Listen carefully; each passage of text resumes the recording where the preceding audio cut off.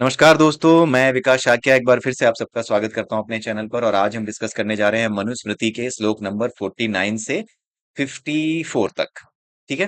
तो इन 5 श्लोकों को 59 से 49 से 54 विच मीन्स कि 6 श्लोक हैं। तो इन 6 श्लोकों को डिस्कस करने से पहले क्योंकि हम ये जो मनुस्मृति देख रहे हैं ये पूरी तरीके से एक वैज्ञानिक ग्रंथ है।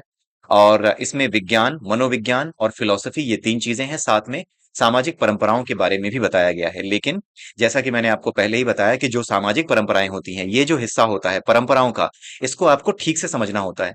परंपराएं कभी धर्म नहीं होती, धर्म कभी परंपरा नहीं होता, परंपरा कभी धर्म नहीं होती। इसलिए कोई भी परंपरा जो कि समाज को हानि पहुंचाने लगे, उसके लिए पूरी तरीके से सनातन समाज, हिंदू समाज पूरी तरीके से स्वतंत्र है। उन सभी परंपराओं को वो तोड़ सकता है, उन सभी परंपराओं को वो छोड़ सकता है जो किसी के साथ अन्याय करने लगी हैं। और इसी परंपरा का पालन करते हुए जब मनुस्मृति पहली बार आई, तो मनुस्मृति में इस तरह की बातें लिखी गई कि हाँ, लेडीज जो होती हैं वो स्वतंत्र नहीं रह सकती, उनको अपने सिर के बाल मुड़वाने पड़ेंगे अगर उनका पति मर जाता है। तो इस तरह की बातें मनुस्मृति में लिखी। लेकिन उसके बाद जैसे जैसे समय आगे बढ़ा, उसके बाद याज्ञवल्क्य स्मृति आई और याज्ञवल्क्य स्मृति में ये बताया गया कि नहीं, लेडीज को भी अधिकार मिलने चाहिए। तो स्मृति एक तरीके का संविधान था जिसका कि सामाजिक जो आचरण वाला जो हिस्सा है, जिसमें परंपराओं वाला हिस्सा है, उस परंपराओं वाले हिस्से को हमें बड़े अच्छे समझना होता है कि परंपराएं कभी जड़ नहीं होती। समय बदलता है, समय में परिवर्तन आता है, और कोई परंपरा अगर किसी के साथ अन्याय करने लगी है या अन्याय करती आ रही है अपने प्रारंभिक रूप में ही, तो उसे हमें छोड़ देना चाहिए। जैसे महाभारत में भी भगवान कृष्ण ने चक्र उठा लिया था भीष्म के खिलाफ। भीष्म के ऊपर चक्र उठा लिया तो लोगों ने कहा कि देखा, आपने अपनी प्रतिज्ञा तोड़ दी, हमने प्रतिज्ञा तोड़वाने की कसम खाई थी, आपने तोड़ दी। तो भगवान कृष्ण ने यही बताया कि मैं यही सिखाने के लिए प्रतिज्ञा तोड़ रहा हूँ, संसार को यही सिखाने के लिए प्रतिज्ञा तोड़ रहा हूं कि अगर कोई परंपरा, कोई प्रतिज्ञा अन्याय करने लगे, अगर आपकी प्रतिज्ञा ही आपके गले की हड्डी बन जाए और आप किस अपनी ही बहू की साड़ी खींचते हुए देखते रहे, तो फिर ऐसी प्रतिज्ञा का और आपके सम्मान का क्या फायदा, जो किसी के साथ न्याय नहीं कर सकता। ऐसी परंपरा का क्या फायदा, ऐसी जो परंपराएं हैं या फिर ऐसी जो ट्रेडिशंस बने हुए हैं, इनका क्या फायदा। आपको इन्हें तोड़ देना चाहिए। लेकिन आपने नहीं तोड़ा और उसी का नतीजा है कि महाभारत हो रही है। ठीक उसी तरीके से जो संहिताएं हैं, जो मनु संहिता है या मनु स्मृति है या फिर याज्ञवल्क्य स्मृति है, ये सब एक एक करके समय के साथ आगे आती गई, क्योंकि पुराने समय में जो भी ट्रेडिशंस थे जो कि अन्याय करने लगे थे, उनको तोड़ा जाने लगा। जैसे आपकी जो नारद स्मृति है, उसमें याज्ञवल्क्य स्मृति के ऊपर भी चीजें आई और उसमें चीजों को और थोड़ा सा बेटर किया गया, जहां पे दास जो होते हैं, जो स्लेव्स होते हैं, स्लेव्स को फ्री कैसे किया जाए, उन स्लेव्स को फ्री करने की बात वहां पे की गई है, सबके अधिकारों की बात की गई है। तो नारद स्मृति में स्लेव्स को फ्री किया गया, याज्ञवल्क्य स्मृति में लेडीज को अधिकार दिए गए, और उसके बाद याज्ञवल्क्य और नारद स्मृति के बाद एक स्मृति और आई जिसको कहा जाता है देवल स्मृति। देवल स्मृति में यह बात बताई गई है कि अगर कोई व्यक्ति हिंदू था, मुस्लिम बन गया है, तो उसे वापस अगर हिंदू बनना है तो क्या करना चाहिए।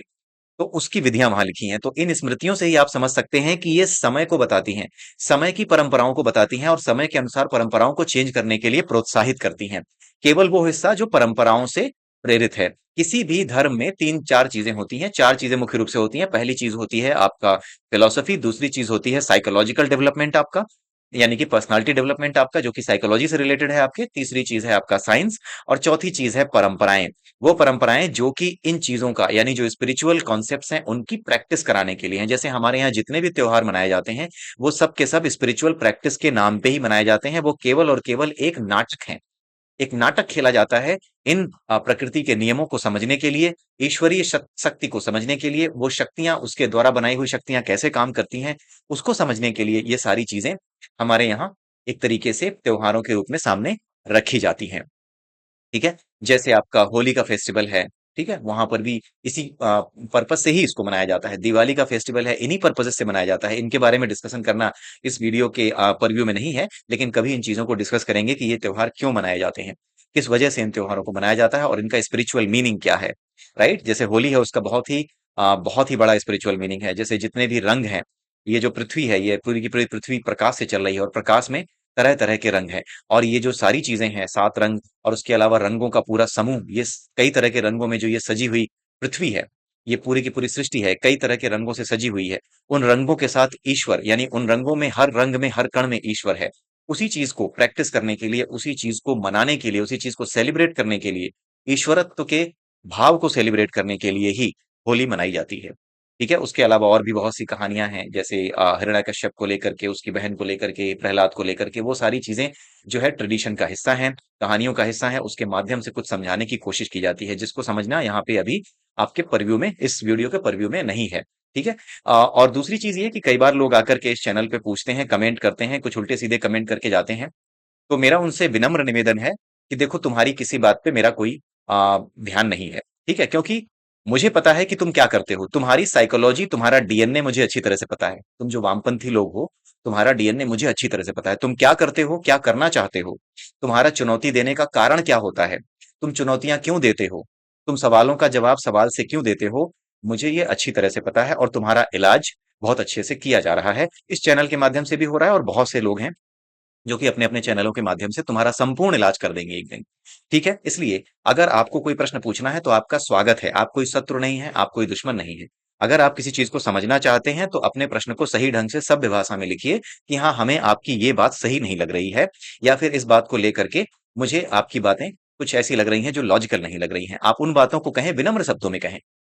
बदतमीजी ना करें, क्योंकि बदतमीजी आपको ये बताती है कि आप जो है बहुत ही थोथे इंसान हैं।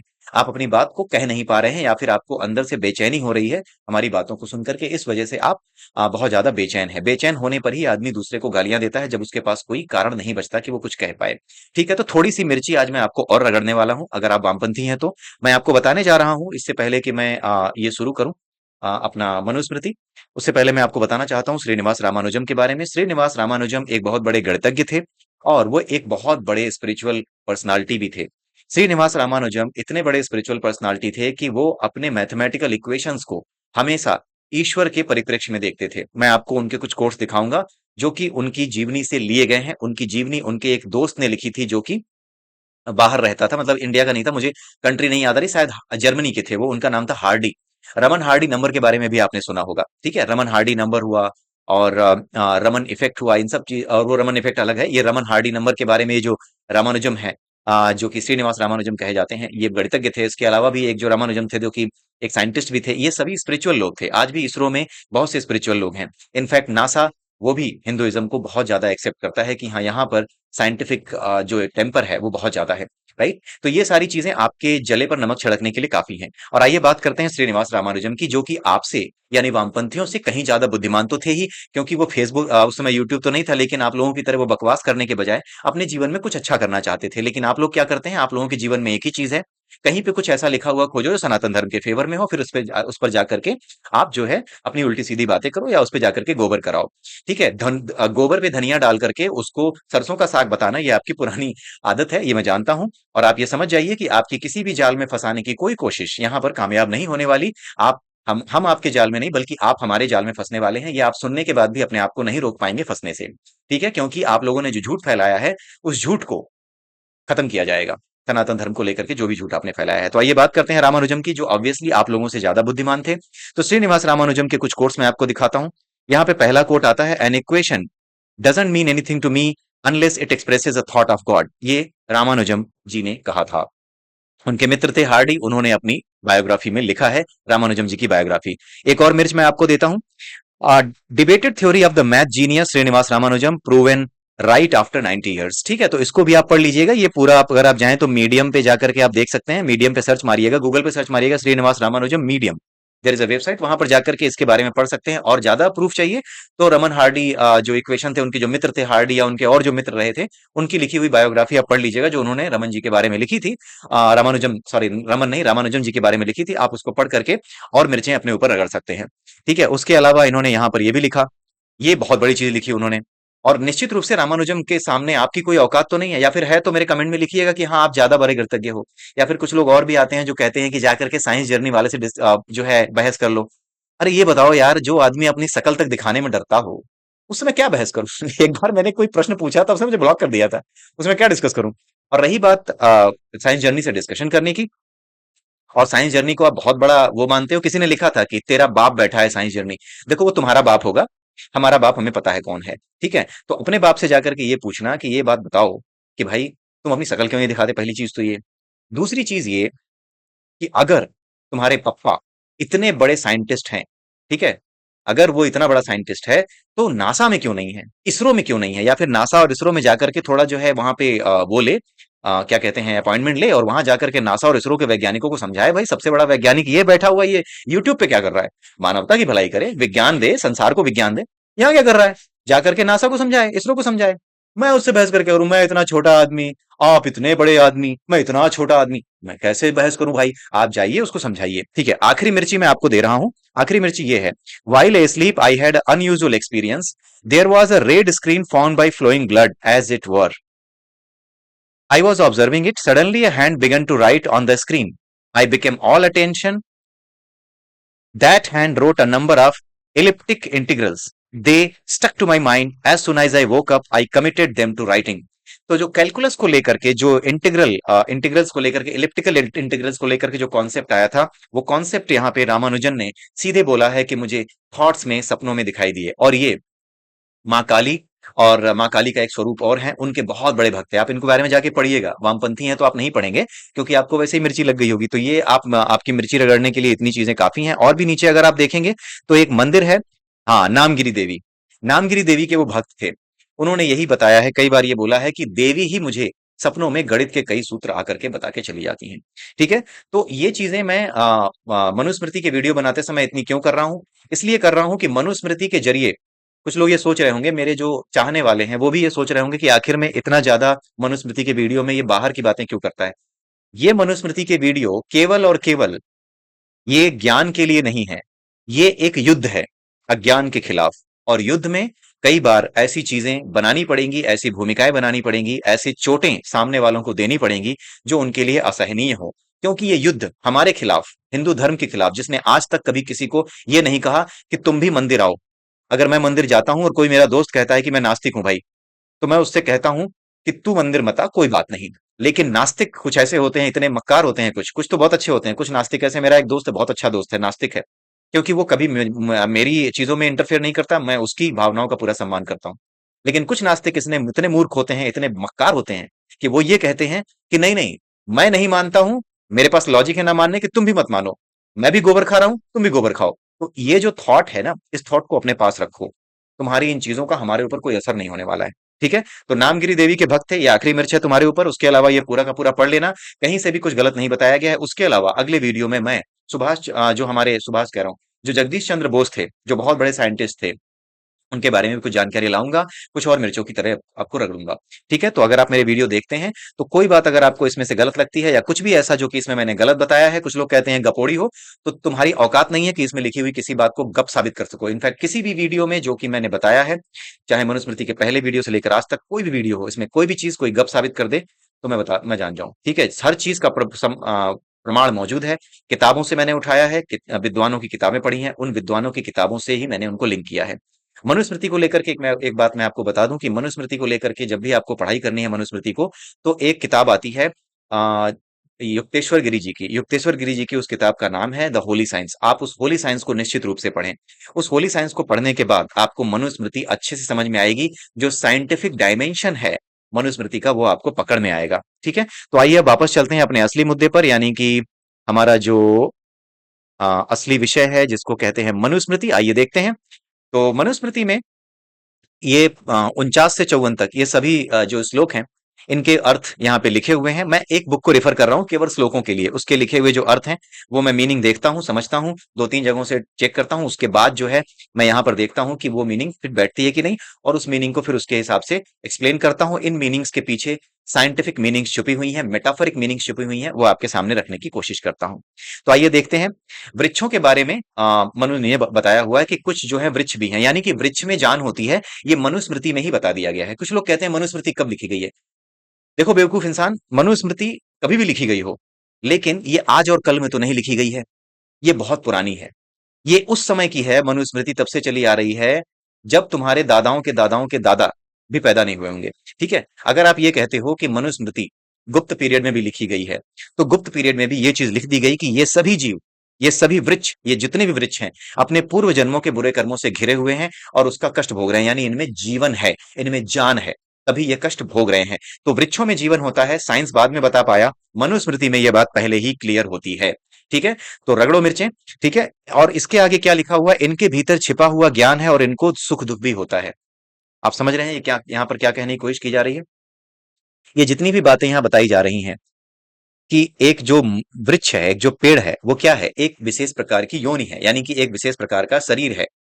इस शरीर को ये शरीर क्यों मिला है, वृक्ष क्यों मिला है, राइट? हमने ये समझा है, भगवत गीता के आप मेरे वीडियो देखिएगा, हमने वहां पे ये समझा है कि आप पूरा जीवन जब जीते हो तो जीते समय आपके शरीर में, आपका जो शरीर है उसमें एक मनोमय कोश होता है जिसको अंतःकरण कहते हैं। उसमें आप तरह तरह की इच्छाएं, तरह तरह की लस्ट, तरह तरह की जो चीजें हैं, वासनाएं हैं, वो इकट्ठी करते रहते हैं। उन वासनाओं के इकट्ठा होने से आपके शरीर की ऊर्जा बदल जाती है। जैसे अगर मैं ऐसा इंसान हूं कि जो कि दूसरों को आगे बढ़ता देख नहीं सकता, हमेशा जलन होती है, किसी को आगे बढ़ता देख के जलन होती है, या फिर दूसरों को आगे बढ़ता देख के जलन होती है। मैं चाहता हूं कि मैं भी दूसरों की चीजें, जो दूसरों की तरह मैं भी आगे निकल जाऊं, और निकलने के लिए मैं किसी भी कीमत को चुकाने को तैयार हूं, चोरी करने को तैयार हूं। तो इस तरह की जो विचारधारा है, जब ये मेरे भीतर बैठ जाती है तो मेरी प्रवृत्ति बन जाती है, मेरी आदत बन जाती है।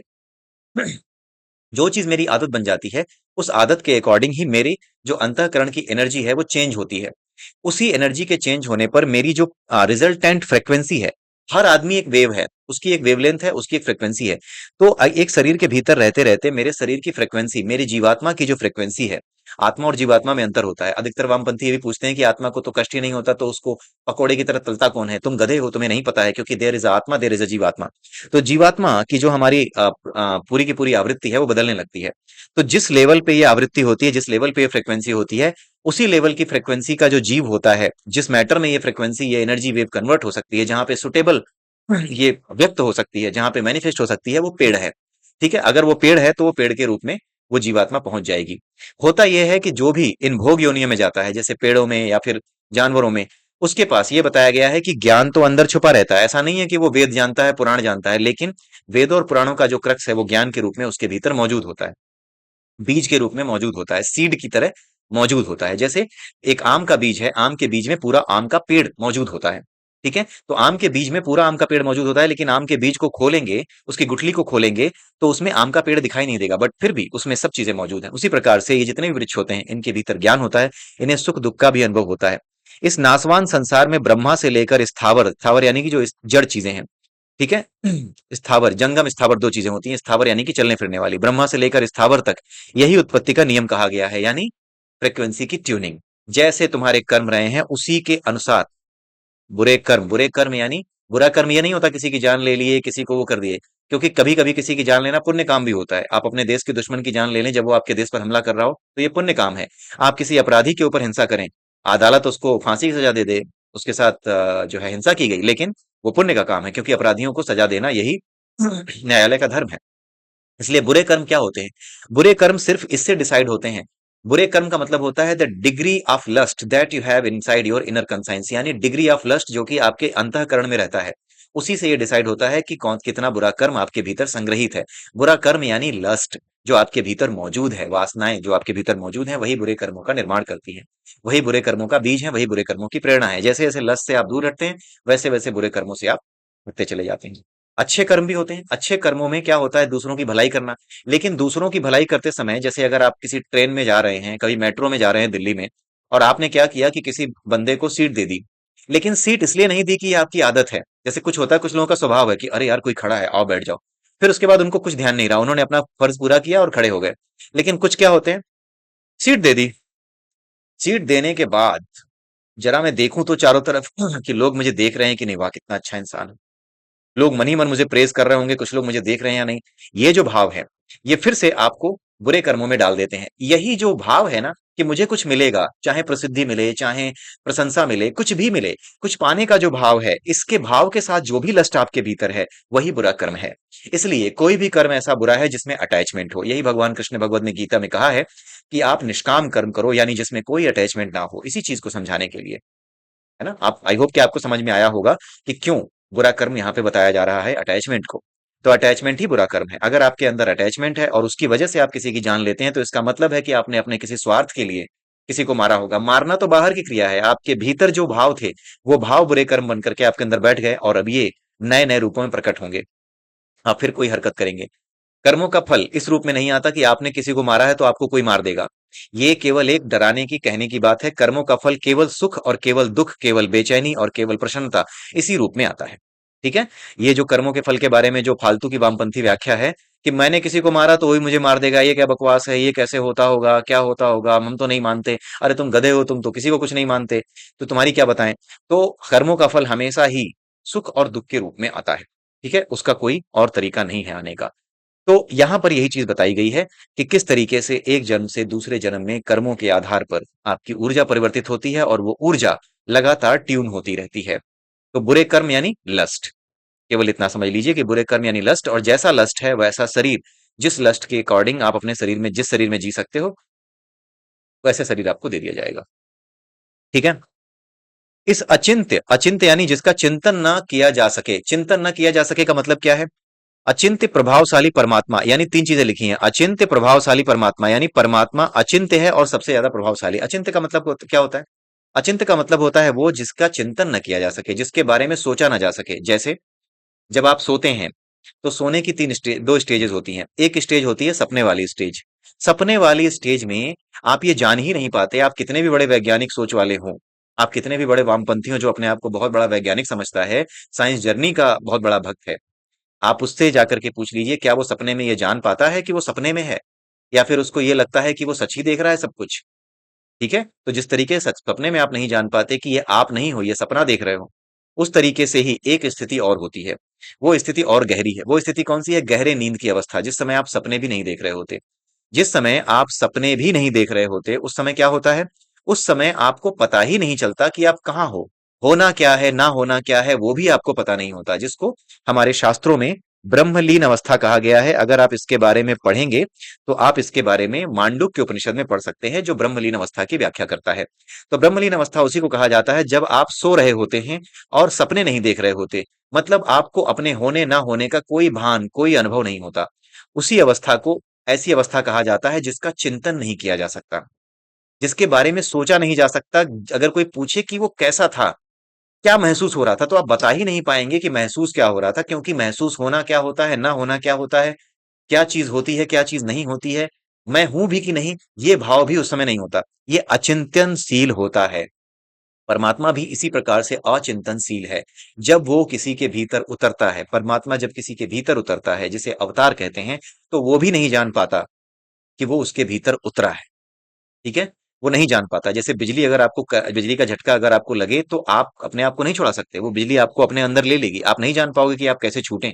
उसी तरीके से जब परमात्मा आपके भीतर आता है तो आप उससे नहीं छूट सकते, फिर वो आपको पकड़ लेता है। ठीक है।